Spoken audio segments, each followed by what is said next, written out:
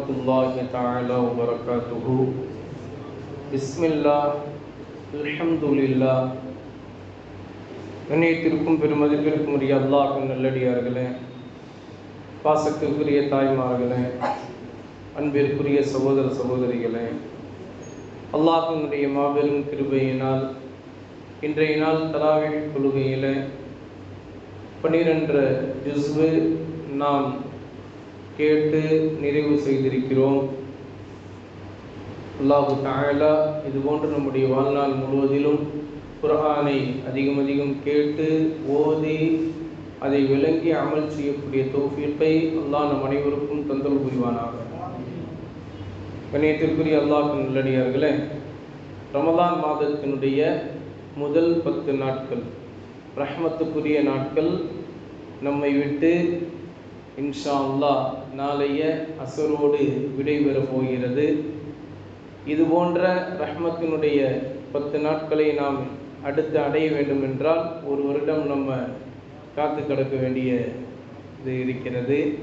அதனால் நாளைக்கு அசர் வரைக்கும் எவ்வளவு ரஹ்மத்தை அல்லாஹ்விடத்தில் உங்களால் கேட்க முடியுமோ அவ்வளவு ரஹ்மத்தை நீங்கள் இன்னையிலிருந்து இப்போ டைம் தொடங்கினதுலேருந்து ஒரு வினாடி கூட வீணாக்காம அல்லாஹ்வுடைய ரஹ்மத்தை நீங்கள் தொழுகையின் மூலமாக அல்லது குர்ஆன் ஓதுவதின் மூலமாக அல்லது ஸலவாத் ஓதுவதின் மூலமாக அல்லது ஏதாவது தஸ்பீஹ் ஓதுவதின் மூலமாக அல்லது ஏதாவது தர்மத்தை செய்ததன் மூலமாக எப்படியாவது அல்லாஹ்வுடைய ரஹ்மத்தை நாம் பெற்றே ஆகிவிட வேண்டும் என்கின்ற ஒரு நோக்கோடு நீங்கள் கண்டிப்பாக அல்லாஹ்விடத்தில் அல்லாஹ்வுடைய ரஹ்மத்தை கேட்பதற்கு நீங்கள் முயற்சி செய்ய வேண்டும். ஏனென்றால் அல்லாஹ்வுடைய ரஹ்மத் இல்லை என்றால் நம்ம எவ்வளவுதான் அமல்கள் செய்திருந்தாலும் அந்த அமல்களை கொண்டு நம்மால் சொர்க்கத்தை அடைய முடியாது. அல்லாஹ்வுடைய ரஹ்மத் இல்லைன்னா நம்மால் சொர்க்கத்தை அடைய முடியாது.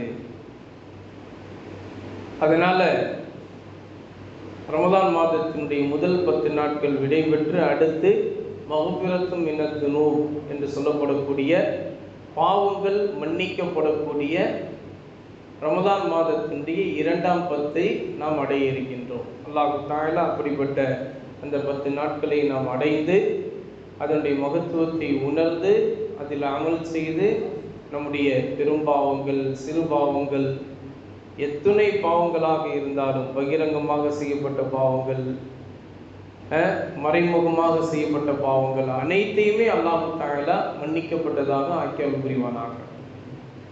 இன்றைய நாளில்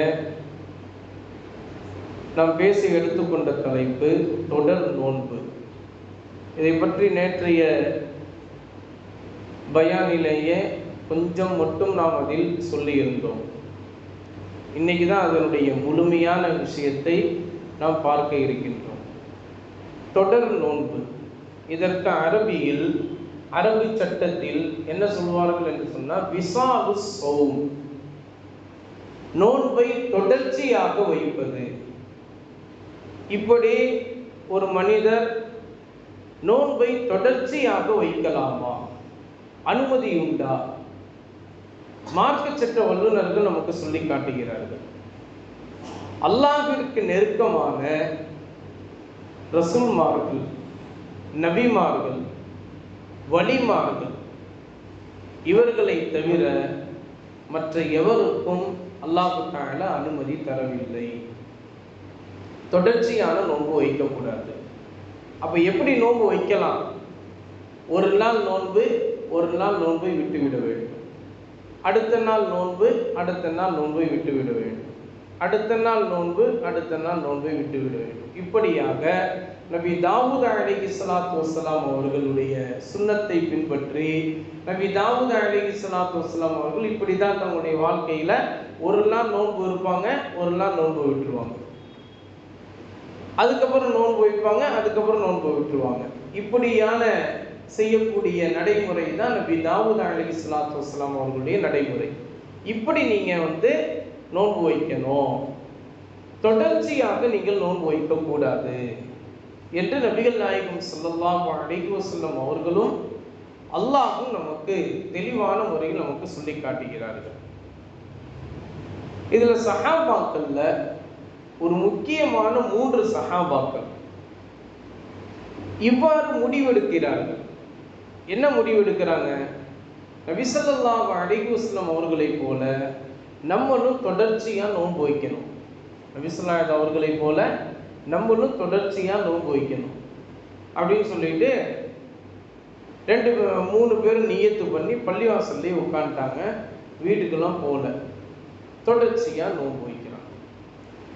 நபி ஸல்லல்லாஹு அலைஹி வஸல்லம் அவர்கள் இதை கேள்விப்பட்டு பள்ளிக்கு வந்து அந்த 3 பேரையும் அழைச்சு, என்ன செய்யறீங்க அப்படின்னு கேட்டாங்க. நாங்க உங்களை போல தொடர்ச்சியான நோன்பு வைக்கிறோம். அப்படியா? யார் உங்களுக்கு அந்த மாதிரி செய்ய வேண்டும் என்று சொன்னது? இல்லை, நோன்பு வைக்கிறது நன்மை தானே, நோன்பு வைக்கிறது நன்மை தானே, அதனால நான் நோன்பு வைக்கிறேன். நோன்பு வைப்பது நன்மை தான், தொடர்ச்சியான நோன்பு வைக்க வேண்டும் என்று நான் உங்களுக்கு சொல்லி தந்தேனா? இல்லையே. அப்போ நீங்களாம் தொடர்ச்சியான நோன்பு வைக்கிறீங்களே யாரும் சொல்லலாம். அப்போ உங்களை பார்த்து நாங்க அந்த சுன்னத்தை பின்பற்றணும் இல்லையா? நான் தொடர்ச்சியான நோன்பு வைக்கிறேன் அப்படிங்கிறது அது அல்லாஹ்வுடைய கட்டளை. இது எனக்கு மட்டுமான பிரத்யேகமான கட்டளை. நான் அல்லாஹ்வுடைய தூதராக இருக்கின்றேன் என்ற அடிப்படையில் அல்லாஹ் எனக்கு கொடுக்கக்கூடிய கட்டளை. ஆனால் உங்களுக்கு அல்லாஹ் தஆலா அப்படி கடமையாக்கவில்லை, அப்படி ஒரு வழிமுறையை அல்லாஹ் தஆலா ஏற்படுத்தவில்லை. நீங்க அப்படி வைக்கக்கூடாது, உடனே நோன்பை முறித்து கொண்டு வீட்டிற்கு சென்று விடுங்கள், உழைப்பிற்கு நீங்கள் சென்று விடுங்கள் என்பதாக நபி ஸல்லல்லாஹு அலைஹி வஸல்லம் அவர்கள் சொன்னார். கொஞ்ச காலங்கள் கழித்து ஒருவர் ஓடி வருகிறார். ஓடி வந்து நபி ஸல்லல்லாஹு அலைஹி வஸல்லம் அவங்கள்ட்ட வந்து சொல்றார், வயது முதிர்ந்தவர், யா ரசூலல்லாஹ், என்னுடைய மருமகன் தொடர்ச்சியா நோன்பு வைக்கிறார். ஒவ்வொரு நாளுமே ஒரு குர்ஆன் முழுவதையும் ஓதி முடிக்கின்றார். வீட்டுக்கு அவர் வருவதே கிடையாது. வீட்டில் மனைவியினுடைய ஹக்கு, மனைவியினுடைய உரிமையை அவர் முழுமையாக நிறைவேற்றுவதே கிடையாது. பிள்ளைங்களுக்கு உண்டான அந்த தேவைகளை அவர் நிறைவேற்றுவது கிடையாது. இப்படியாக அவர் ரொம்பவும் வீட்டில் உள்ளவங்களுக்கு வேதனை கொடுத்து கொண்டு இருக்கிறார். என்னுடைய மருமகனை கூப்பிட்டு நீங்க கண்டிச்சு அனுப்புங்க அப்படின்னு சொல்லிட்டு மாமனார் சொல்றாரு. அப்போ நபி ஸல்லல்லாஹு அலைஹி வஸல்லம் அவர்கள் மருமகனை கூப்பிட்டு விடுறாங்க. மருமகன் பேர் அப்துல்லாஹ் இப்னு அம்ர் இப்னு ஆஸ் ரலியல்லாஹு தஆலா. அப்துல்லாஹ் இப்னு அம்ர் இப்னு ஆஸ் ரலியல்லாஹு தஆலா தான் ஒரு நாள் முழுவதுமே ஒரு குர்ஆன் முழுமையாக ஓதி முடிப்பார். ஒவ்வொரு நாளுமே ஒரு நோன்பை வைப்பார். நபி ஸல்லல்லாஹு அலைஹி வஸல்லம் அவர்கள் அப்துல்லாஹ் இப்னு அம்ர் இப்னு ஆஸ் ரலியல்லாஹு அவர்களை அழைத்து, அப்துல்லா, நீ செய்வது அது நல்ல நடைமுறை அல்ல. ஒவ்வொருவருக்கும் ஒரு ஹக்கு இருக்கிறது. கண்களுக்கென்று ஒரு ஹக்கு இருக்குது, தூங்கணும். கண்களுக்கென்று ஒரு ஹக்கு இருக்குது, தூங்கணும். எப்பவுமே முடிச்சுக்கிட்டே இருக்கக்கூடாது. செல்போனை பார்த்துக்கிட்டு நேரத்தை போய்கிட்டு தூங்குற நேரத்தை எல்லாம் செல்போனை பார்த்துக்கிட்டு போறது அப்படிலாம் இருக்கக்கூடாது. அதே மாதிரி கைகளுக்குன்னு ஒரு ஹக்கு இருக்குது. ரொம்ப நேரம் வேலையை வாங்கிக்கிட்டே இருக்கக்கூடாது. கைக்கு காலுக்குன்னு ஒரு ஹக்கு இருக்குது. ரொம்ப நேரம் நின்று துழுவுறது, ரொம்ப நேரம் நின்றுக்கிட்டே இருக்கிறது, ரொம்ப நேரம் நடைப்பயிற்சியை எடுத்துக்கொண்டே இருப்பது அப்படி அல்ல. கொஞ்ச நேரம் நடைப்பயிற்சி, கொஞ்ச நேரம் உட்காரும். இப்படியான ஒவ்வொன்றுக்கும் ஒரு ஹக்கு இருக்கிறது. அதுபோல உன்னுடைய மனைவிக்கும் ஒரு ஹக்கு இருக்கிறது, உன்னுடைய பிள்ளைகளுக்கும் ஒரு ஹக்கு இருக்கிறது, உன்னுடைய வீட்டிற்கு தேவையான விஷயங்களை நிறைவேற்றுவதற்கான ஒரு ஹக்கு உனக்கு இருக்குது. அதனால ஒவ்வொரு நாளுமே ஒரு குர்ஆன் முழுமையாக ஓதி முடிக்க வேண்டும் என்ப அவசியம் இல்லை. 3 நாட்களுக்கு ஒரு குர்ஆன். எப்படிங்க? 3 நாட்களுக்கு ஒரு குர்ஆன், அல்லது 7 நாட்களுக்கு ஒரு குர்ஆன், அல்லது 7 நாட்களுக்கு ஒரு குர்ஆன், அல்லது 15 நாட்களுக்கு ஒரு குர்ஆன், அல்லது 30 நாட்களுக்கு ஒரு குர்ஆன், அல்லது 3 மாதங்களுக்கு ஒரு குர்ஆன், அல்லது வருடத்திற்கு ஒரு குர்ஆன். இப்படி வளமை வைத்து 3, 7, 15, 30, ஒரு மாதம் முழுவதும், அதே மாதிரி 3 மாதங்கள். இப்படியாக நீங்கள் கணக்கு வச்சு இப்படி நீங்கள் ஒரு குர்ஆன் முழுவதும் நீங்கள் ஓதி முடிக்கலாம். ஆனால் ஒவ்வொரு நாளுமே ஒரு குர்ஆன் முழுமையாக ஓதி முடிக்கணுன்ற அவசியம் உங்களுக்கு இல்லை. அதே மாதிரி ஒவ்வொரு நாளுமே ஒரு நோன்பு வைக்கணும், தொடர்ச்சியாக நோன்பு வைக்கணும் அப்படிங்கிறதுலாம் இல்லை. ஒரு நாள் நோன்பு, ஒரு நாள் நோன்பை விடுவது. நபி தாவூத் அலைஹிஸ்ஸலாத்து வஸலாமுடைய சுன்னத்தை பின்பற்றி அப்படி நீங்கள் வைங்க, இப்படி நீங்கள் வைக்காதீங்க, உங்களையே நீங்கள் வருத்தி கொள்ளாதீர்கள் அப்படின்னு சொல்லி நபி ஸல்லல்லாஹு அலைஹி வஸல்லம் அவர்கள் அமல்களை கட்டுப்படுத்தினார். இது மட்டும் இல்லாமல் தொடர்ச்சியான நோன்புனா, இப்போ நம்மளாம் என்ன செய்கிறோம், சஹரில் சாப்பிடுறோம், சாப்பிட்டுட்டு நியத்து வச்சிடுறோம், அதுக்கப்புறம் மக்ரிபில் நோன்பை திறந்துடுறோம், அதுக்கப்புறம் திருப்பி சஹர் வரைக்கும் நல்லா சாப்பிட்றோம் இல்லையா? தொடர்ச்சியான நோன்புனா இன்னொரு கருத்து இமாம்கள் வல்லுநர்கள் சொல்றாங்க, சாப்பிடவே இல்லாம சாப்பிடாமையே அப்படியே தொடர்ச்சியா நோன்பு, அதற்கும் தொடர் நோன்பு என்று சொல்லப்படும். இப்படியான நோன்பு நபிமார்கள் ரசூல்மார்கள் வைப்பார்கள். அல்லாஹ் அவங்களுக்கு அதற்குண்டான தாக்கத்து, அதற்குண்டான சக்தியை அல்லாஹ் தருகின்றான். அல்லாஹ்வுடைய புறத்திலிருந்து சொர்க்கத்திலிருந்தே அவங்களுடைய உடலிற்கு நேரடியாக நீரும் பாய்ச்சப்படுகிறது, உணவும் தரப்படுகிறது. இது நபிமார்கள் ரசூல்மார்களுக்கு, சாதாரணமான நம்மை போன்ற மனிதர்களுக்கு கிடையாது. அதனால தொடர்ச்சியான நோன்பு நம்ம வைக்கக்கூடாது. அப்படியா? நாங்கள் சில ஹதீஸ் கிதாபுகளில் அதே மாதிரி வலிமார்களுடைய சரிதையில் நாங்கள் பார்த்துருக்கோமே, ஒரு சில வலிமார்கள் எல்லாம் ஒரு மாதம் ஃபுல்லாக சாப்பிடாமே இருந்திருக்கிறாங்கலாம் நாங்கள் படிச்சிருக்கோமே. இதான் இங்கே இருக்கக்கூடிய முன்தகப ஹதீஸு, ரியாது சாலிஹீன்லலாம் இருக்குது. அதேமாதிரி அமல்களின் சிறப்புகளில் இருக்குது, அமல்களின் பொறுப்புதையில் இருக்குது. இதெல்லாம் நாங்கள் பார்க்குறோமே, இதெல்லாம் நாங்கள் பார்க்குறோமே. அவங்களாம் வந்து இந்த மாதிரி தொடர்ச்சியாக நோன்பு வச்சுருக்காங்கன்ற மாதிரி நாங்கள் பார்க்குறோமே அப்படின்னா அவங்களுடைய கதை வேறு. அதான் நான் உங்கள்கிட்ட ஆரம்பத்திலே சொல்லிட்டேன், ரசூல்மார்கள், நபிமார்கள், வலிமார்கள் இவங்களை தவிர மற்ற யாருக்குமே தொடர்ச்சியான நோன்பு வைக்கிறதுக்கு உண்டான அனுமதி இல்லைன்ட்டோம். ஏன் அவங்களுக்கு மட்டும் அந்த சட்டம்? அவங்க வந்து மனிதர்களில் பரிபூர்ணமானவர்கள், மனிதர்களில் புனிதமானவர்கள், பாவங்களை விட்டு பாதுகாக்கப்பட்டவர்கள், பாவங்களை விட்டு பாதுகாக்கப்பட்டவர்கள். பாவங்கள்னு சொன்னால் பெரும்பாவமும் அவங்க செய்ய மாட்டாங்க, சிறுபாவங்களும் செய்ய மாட்டாங்க. நம்ம அப்படியா? பெரும்பாவங்களும் செய்வோம், சிறுபாவங்களும் செய்வோம் இல்லையா? முதல் விஷயம், ஒரு மனிதன் பரிபூர்ணம் அடைவதற்கு மார்க்க வல்லுநர்கள் குர்ஆன் ஹதீஸுடைய வெளிச்சத்தில் நமக்கு சொல்றாங்க. 4 விஷயங்கள் அவங்க கடந்துட்டாங்கன்னா அந்த மனுஷன் பரிபூர்ணம் அடைஞ்சிட்டான்னு அர்த்தம். கேட்கலாமா? கொஞ்சம் கவனமாக கேளுங்களேன், யாரும் தூங்காம கொஞ்சம் கவனமாக கேளுங்களேன். ஒரு மனிதன் பரிபூர்ணம் அடைவதற்கு 4 விஷயங்கள். ஒன்று என்ன அப்படின்னா, அல்லாஹ்வினுடைய ஏவல்கள் அனைத்திற்கும், அவருடைய வாழ்க்கையில் ஏவல்கள் அனைத்தையும் அல்லாஹ் எதெல்லாம் கட்டளையிட்டு இருக்கானோ அது எல்லாத்துக்கும் அவர் வழிபடக்கூடியவராக அவர் இருக்கணும். அல்லாஹ் எதையெல்லாம் விட்டு தடுத்திருக்கானோ அதை விட்டும் அவருடைய வாழ்க்கையில் தவிர்த்து இருக்கணும். 2 விஷயமாச்சா? 3வது, அவருடைய உள்ளத்தில் கெட்ட எண்ணங்கள் எல்லாத்தையும் எடுத்துடணும். 4வது, அவருடைய உள்ளத்தில் நல்ல எண்ணங்கள் எல்லாத்தையும் வச்சுக்கணும். இந்த 4 விஷயத்தையும் எப்போ ஒரு மனிதன் முழுமையாக கிடைக்கின்றானோ அப்போ அவன் பரிபூர்ணமான மனிதனாக ஆகுவதற்கு அவன் அந்த அந்தஸ்தை அடைந்து விட்டான் என்று அர்த்தம். இப்போ நீங்கள் எல்லாருமே உங்களுடைய மனசில் கேட்டு பார்த்துக்கோங்க, நம்ம அப்படி இருக்கிறோமா? அல்லாஹ்வுடைய ஏவல்கள் அனைத்தையும் நம்ம செய்கிறோமா? அல்லாஹ்வுடைய அல்லாஹ்வினால் தடுக்கப்பட்ட விஷயங்கள் அனைத்தையும் விட்டு நம்ம தவிர்த்து இருக்கிறோமா? நமக்கு தோதுவாக இருந்துச்சுன்னா ஹலால் ஹராம பேணி நடப்போம். நமக்கு தோது இல்லை அப்படின்னு சொன்னால் அந்த நேரத்தில் ஹராமாக இருந்தாலும் நம்ம அதை செய்வதற்கு தான் நம்ம என்ன செய்வோம், தூண்டுவோம் இல்லையா? அதுக்கு சில காரணங்கள்லாம், சப்பக்கட்டான காரணங்கள் நம்மளே என்ன செய்கிறது உண்டு, சொல்லிடுறது உண்டு. இப்படிலாம் நம்ம செய்யறோம்ல. ஹராமான விஷயங்கள் கூட சில நேரங்கள்ல நமக்கு தெரியும் இது ஹராமுண்டு. பீடி குடிக்கிறது ஹராமு, சிகரெட் குடிக்கிறது ஹராமு தெரியும். ஆனா யாரும் நம்மள சில பேர் விடுறோமா?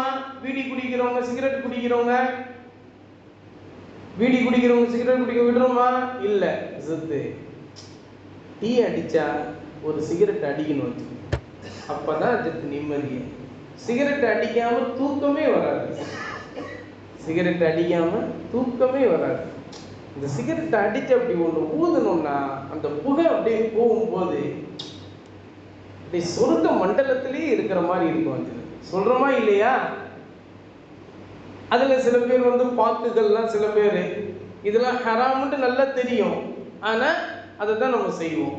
அதே மாதிரி வியாபாரங்கள்ல, அதே மாதிரி கொடுக்கல் வாங்கல்ல, நிறைய விஷயங்கள் இன்றைக்கு நடக்கக்கூடிய விஷயங்கள்ல எல்லாத்துலேயும் நமக்கு ஒரு சில விஷயங்கள் ஹராம்ன்றே நமக்கு தெளிவாகவே தெரியும், ஆனா நம்ம அதை செய்வோம். ஏன்? காரணம் என்ன? எல்லாம் விட்டு தவிர்த்து இருக்க முடியுமா? நீங்க உலகம் தெரியாத ஆளா, உழைக்க தெரியாத மனுஷனா இருக்கிறீங்க இந்த காலகட்டத்தில், அப்படியா அப்படிலாம் நம்ம சொல்லுவோம் இல்லையா? அப்படி யாராவது வாழ்ந்தா இல்லா மாஷா அல்லாஹ், அல்லாஹ்வுக்கு ரொம்ப நெருக்கமானவங்களா அவங்க இருப்பாங்க கண்டிப்பா. அப்ப அந்த மாதிரியான ஒரு காலகட்டத்தில் நம்ம இருக்கிறதுனால இந்த 4 விஷயங்களை நம்ம பரிபூர்ணமாக எடுத்து அமல் செய்து விட்டாலே நம்ம பரிபூர்ணமான மனிதனுடைய அந்தஸ்துக்கு வந்துடுறோம். இந்த நபிமார்கள், ரசூல்மார்கள், வலிமார்கள்லாம் நல்லா கவனிக்கணும். ஒரு மனிதனுக்கு உயர்ந்த அந்தஸ்தை அடைவதற்கு அல்லாஹ் தஆலா 24 படித்தரங்களை வச்சிருக்கான். எத்தனை படித்தரங்கள்ங்க? 24 படித்தரங்கள். நபிமார்கள், ரசூல்மார்கள்லாம் 24 படித்தரங்களை அடைந்தவர்கள். நபிமார்கள், ரசூல்மார்கள்லாம் 24 படித்தரங்களை அடைந்தவர்கள். அதனால அவங்க தொடர்ச்சியான நோக்கு வைக்கிறதுக்கு உண்டான தாக்கத்தை அவங்களுக்கு இருக்கு. வலிமார்கள் 20 அந்தஸ்தை கடந்தவர்கள். வலிமார்கள்னா இறைநேச செல்வர்கள். நம்ம தர்கால போய் ஜியாரத்தெல்லாம் பண்றோம் இல்லையா? அந்த வலிமார்கள் 20 அந்தஸ்தை அடைந்தவர்கள். நம்ம முதல் அந்தஸ்தையே இன்னும் கடக்க முடியாம முஃமின் என்ற அந்தஸ்துல மட்டும் இருக்கிறோம். முஃமின் என்ற அந்தஸ்துல மட்டும் இருக்கிறோம். நம்ம இந்த அந்தஸ்துல இருந்துகிட்டு அந்த உயர்ந்த அந்தஸ்துல இருக்கிறவங்கள போய் நம்ம தொட முடியுமா? அவங்களுடைய நிலைமைகளை நம்மளால புரிஞ்சிக்க முடியுமா? முடியாது இல்லையா? அதனாலதான் அவங்களுடைய வரலாறுலாம் நமக்கு படிச்சா நமக்கு என்ன செய்யறது இல்லை, அப்படிலாம் இருக்கலாமா, இது சும்மா புருடா, சும்மா பொய் புரட்டல்களை அடிச்சு விடுறாங்க அப்படிங்கிற மாதிரி வழங்கும் இல்லையா? அப்படி அல்ல.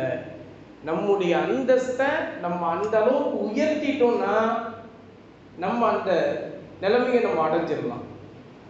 நம்மள ஒவ்வொருவருக்கும் இறைநேச செல்வராக ஆகுவதற்குண்டான வலிமையை அல்லாஹ் தஆலா நமக்கு கொடுத்துருக்கான். ஆனா நம்ம தான் என்ன செய்யறது இல்லை, பாவங்கள்லேயே மூழ்கி இருக்கிறதுனால நம்ம அதை செய்ய முடியறது இல்லை. அதனால நபிகள் நாயகம் ஸல்லல்லாஹு அலைஹி வஸல்லம் அவர்கள் நமக்கு சொல்லி தந்து விட்டார்கள், தொடர்ச்சியான நோன்பு என்பது நபிமார்கள், ரசூல்மார்கள், வலிமார்களுக்கே தவிர மற்ற எந்த சாதாரண மனிதருக்கும் அது முறையானதல்ல, அது வைக்கக்கூடாது. அப்படி யாராவது எண்ணம் வைத்தால் அது நோன்பாக ஏற்றுக்கொள்ளப்படாது என்று மார்க்கம் நமக்கு சொல்லித்தரப்பட்டு விட்டது. எனவே அந்த அடிப்படையில் நம்முடைய வாழ்க்கையில் அல்லாஹ் எதை நமக்கு ஹலாலாக்கி தந்தானோ அதை முழுமையாக நாம் அமல் செய்து, அல்லாஹ் தஆலா எதை நமக்கு ஹராமாக்கினானோ அதை விட்டு முழுமையாக தவிர்த்து வாழக்கூடிய தௌஃபீக்கை அல்லாஹ் நம் அனைவருக்கும் தந்தல் புரிவானாக.